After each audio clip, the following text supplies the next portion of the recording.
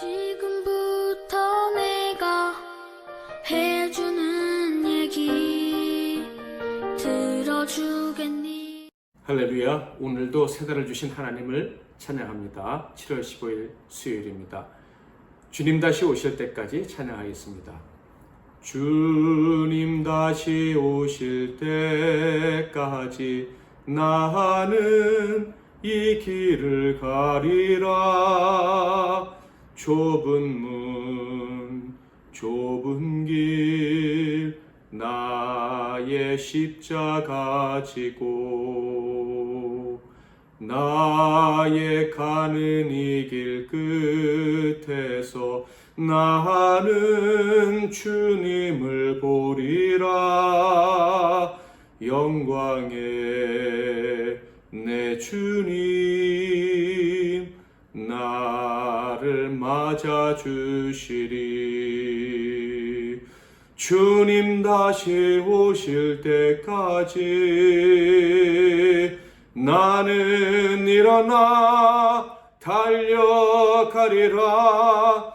주의 영광 온 땅 덮을 때 나는 일어나 노래하리. 내 사모하는 주님 온 세상 구주시라. 내 사모하는 주님 영광의 왕이시라. 아멘.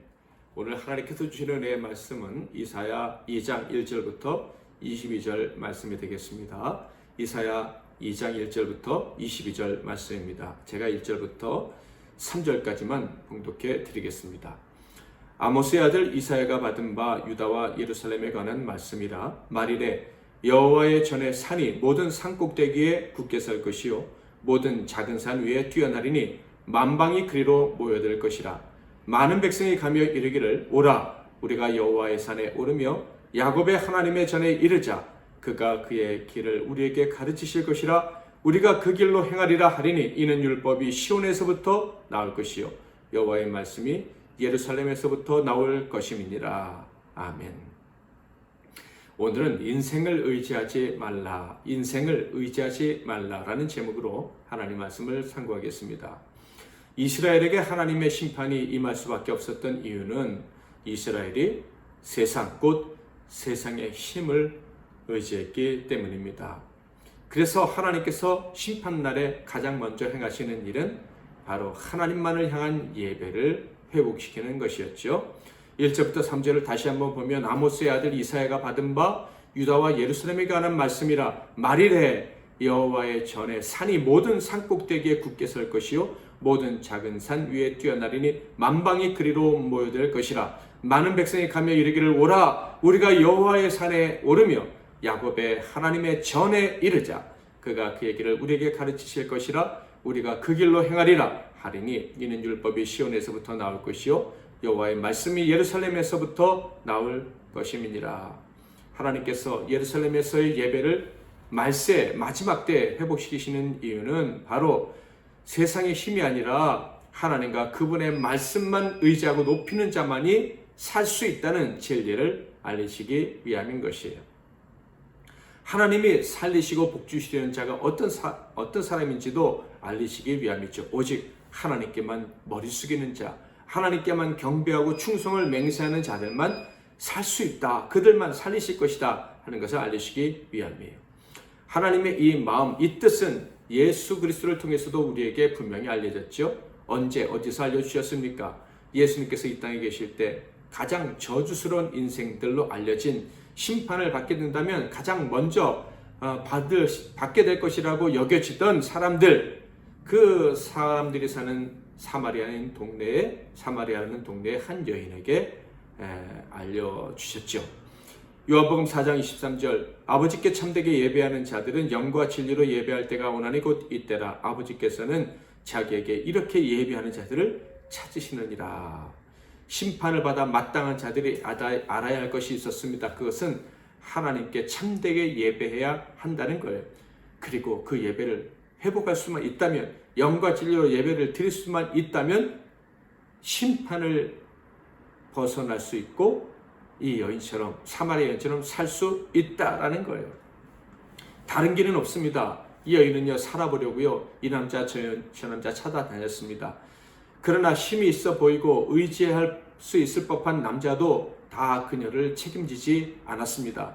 지금 남자도 그녀의 바람대로 그녀를 책임져 주지 못할 것이라는 거 이 여인도 잘 알고 있었어요. 그러나 예배를 회복한 순간, 예수 앞에 엎드려 참된 예배를 드릴 순간 그녀의 인생은 새로워질 수 있었습니다. 인간 대우를 받을 수가 있었고요. 더 나아가 하나님의 자녀라 칭함을 받고 이스라엘, 즉 아브라함의 자손이라, 야곱의 자손이라 하는 명예를 회복하고 살아갈 수 있게 되었다 하는 것입니다. 이렇게 심판의 날에 예배를 회복하신 후에는 하나님께서 이제 하나님의 법은 세상의 법과 비교할 수도 없는 것임을 알려주십니다. 즉 심판의 날, 하나님의 완전한 통치가 이루어지는 날에는 하나님의 법만이 유일한 법이라는 것, 사람이 지켜야 될 법, 사람이 살 수 있는 살게 하는 유일한 법이라는 것을 알게 하실 것이다 라는 말씀이에요. 4절, 그가 열방 사이에 판단하시며 많은 백성을 판결하시느니 무리가 그들의 칼을 쳐서 보습을 만들고 그들의 창을 쳐서 낫을 만들 것이며 이 나라와 저 나라가 다시는 칼을 들고 서로 치지 아니하며 다시는 전쟁을 연습하지 아니하리라.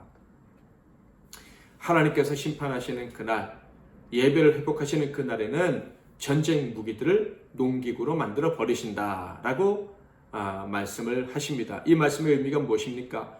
세상의 법, 세상에서 의지했던 힘들은 아무짝에도 쓸모없이 될 것이다 라는 말씀입니다.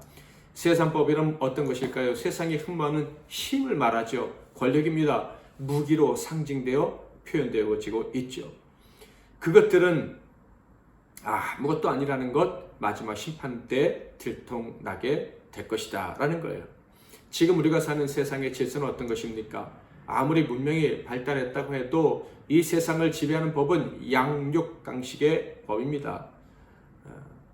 심지어 기독교, 종교계라고 하는 것도 크게 다르지 않은 경우도 종종 발견하게 됩니다.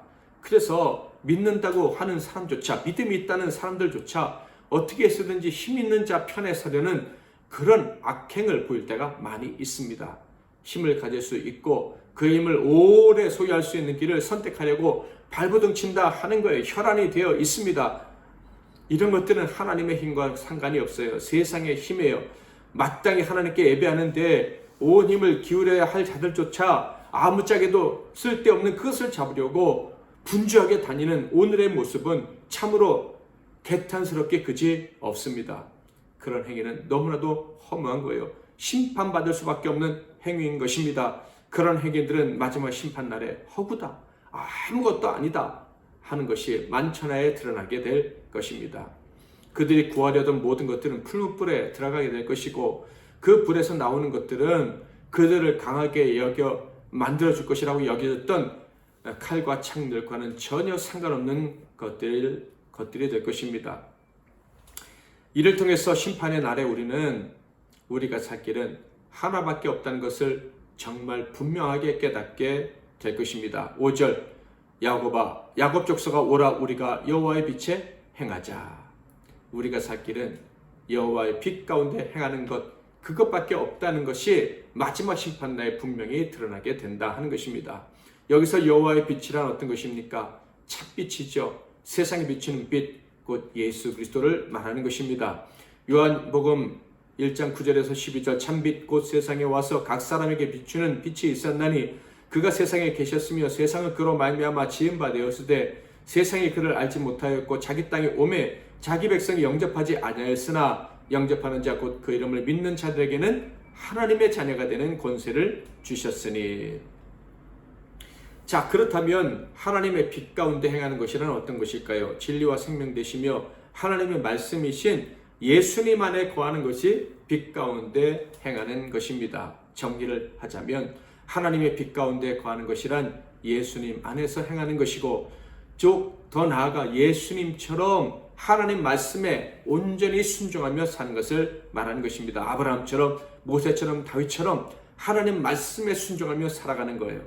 심판의 날에 살 길은 바로 이것이라는 것입니다. 하나님의 살려주시는 살 길, 그것은 하나님 말씀에 순종하며 사는 것입니다. 그런데 그 살 길을 심판 날에 돼서야 안다면 어쩌면 회복이 안 될 수도 있는 거예요. 할 수 있으면 심판이 임하기 전에 그 진리를 알고 빛 가운데 행해야 하는 것입니다. 그래야 저주를 피하고 복을 받을 수가 있는 거예요. 이사야와 다른 모든 선지자들은요, 하나님의 백성들이 심판이 임하기 전에 그 복되고 비밀한 길을 알게 하려고 목숨을 걸고 예언 사역을 했던 것입니다. 말씀 사역을 했던 거예요. 세상 힘 의지하지 않고 그것을 따라가는 것은 세상 힘 의지하고 그것을 따라가는 것은 살 길이 아니라는 것. 심판이 오기 전에 그것은 잘못된 길이라는 것을 알리려는 것, 그것이 선지자들의 사명이었다 하는 거예요. 그런데 이스라엘 사람들은 어떻게 살려고 애를 쓰고 있었습니까? 6, 7, 8, 9절 주께서 주의 백성 야곱 족속을 버리셨음은 그들에게 동방 풍속이 가득하며 그들이 블레셋 사람들 같이 점을 치며 이방인과 더불어 손을 잡아 언약하였음이라. 그 땅에는 은금이 가득하고 보화가 무한하며 그 땅에는 마필이 가득하고 병거가 무수하며 그 땅에는 우상도 가득하므로 그들이 자기 손으로 짓고 자기 손가락으로 만든 것을 경배하며 천한 자도 절하며 귀한 자도 굴복하오니 그들을 용서하지 마옵소서. 이방의 화려함과 힘을 보고 그것을 의지했습니다. 심지어 그것들이 요구하는 대로 우상 숭배까지 했던 것이에요. 하나님보다 세상을 더 의지했다라는 말씀입니다. 이런 악행을 심판 때까지 회개하지 않고 살아간다면 어떤 운명을 맞이하게 되겠습니까? 10절부터 보면 너희는 바위 틈에 들어가며 진토에 숨어 여호와의 위엄과 그 광대하심의 영광을 피하라. 그날에 눈이 높은 자가 낮아지며 교만한 자가 굴복되고 여호와께서 홀로 높임을 받으시리라. 대저 만군의 여호와의 날이 모든 교만한 자와 거만한 자와 자고한 자에게 임하리니 그들이 낮아지리라. 결국 그들은 영광으로부터 도망가서 숨어서 벌벌 떨게 될 것이다 하는 거예요. 그 심판의 날을 벌벌 떨면서 맞이하게 될 것이다 라는 말씀입니다. 너무 늦었지만 그들이 목격하게 되는 것이 있는데 그것은 영광 받으실 분은 오직 하나님 한 분뿐이시라는 거예요. 하나님께만 예배해야 된다 하는 거예요. 그분만 의지해야 된다 하는 것입니다. 그런데 너무 늦었다 하는 것이죠. 17절 그날에 자고한 자는 굴복되며 교만한 자는 낮아지고 여호와께서 홀로 높임을 받으실 것이요. 하나님만이 영광 홀로 받으셔야 된다는 사실 너무 늦게 깨닫지 않기를 주님의 이름으로 축복을 합니다. 그날에 비로소 하나님만 영광 받으셔야 된다는 것을 깨닫게 될 때 그들은 또 다른 것을 보게 됩니다. 바로 그들이 의지했던 모든 것들은 다 사라지게 된다는 거예요. 18절 우상들은 온전히 없어질 것이며 그래서 그들이 할 수 있는 일은요 결국 피하는 것이다. 21절 다시 한번 강조하고 있죠. 아멜과 험악한 바위 틈에 들어가서 여호와께서 땅을 진동시키려고 일어나실 때 그의 위엄과 그 광대하심의 영광을 피하리라. 피한답니다. 영광을 봐야 되는데 구원을 봐야 되는데 하나님 나라를 봐야 되는데 그런데 그렇게 하지 못하고 숨는다 하는 거예요. 어두운 곳으로 숨어 들어가 영원히 영광 앞으로 나오지 못한다. 지옥불에 떨어지게 된다. 이런 말씀입니다. 이런 비참한 운명을 맞이하지 않으려면 어떻게 해야 됩니까? 22절 너희는 인생을 의지하지 말라. 그의 호흡은 코에 있나니 새말 가치가 어디에 있느냐. 인생을 의지하지 말고 오직 하나님만 의지해야 된다 하는 거예요. 오직 하나님만 의지하고 하나님만 높여드리는 참된 예배자의 삶을 살아야 한다 하는 것입니다. 성전을 향해 나아가야 되는 거예요. 예루살렘을 향해 나아가야 된다 하는 거예요. 믿는 성도님들 세상을 두려워하지 마십시오. 정치가 정책의 변동, 세상의 변화, 돈과 자식, 명예 이런 것들 흠모하고 이런 것들 때문에 울고 그런 것들 때문에 두려워하지 마시기를 바랍니다. 심지어 이런 것들 때문에 나눠지는 경우도 있어요. 나눠지거나 흔들리면 안 됩니다. 제발 정신을 차리고 내가 누구를 의지하고 살아가는 하나님의 아들, 딸인지 기억을 해내시기를 바랍니다. 더 늦기 전에 하나님만을 의지하고 하나님만을 예배하는 믿음의 사람으로 거듭나서 하나님의 통치하시는 그 복된 나라, 영원한 나라를 선물로 받는 저와 여러분이 다 될 수 있기를 주님의 이름으로 축복합니다. 주님 다시 오실 때까지 한 번 더 찬양합니다. 주님 다시 오실 때까지 나는 이 길을 가리라. 좁은 문, 좁은 길, 나의 십자가 지고 나의 가는 이 길 끝에서 나는 주님을 보리라. 영광의 내 주님 나를 맞아 주시리. 주님 다시 오실 때까지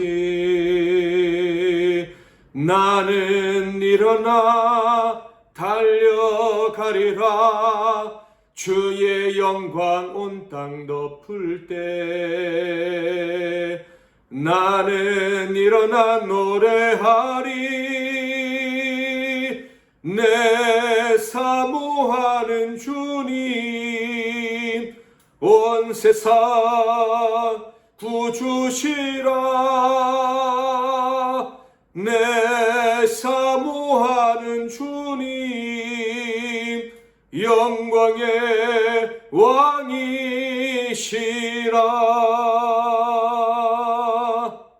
아멘.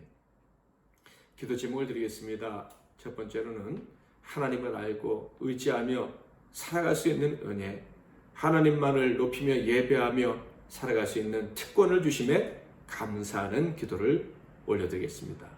두 번째로는 하나님이 아닌 다른 것을 의지하고 그것들을 높이고 두려워하며 살아가려는 이런 우리의 연약함이 있었다면 용서해 주시고 오직 하나님만을 의지하는 참된 예배자의 삶을 살게 해달라고 기도하겠습니다.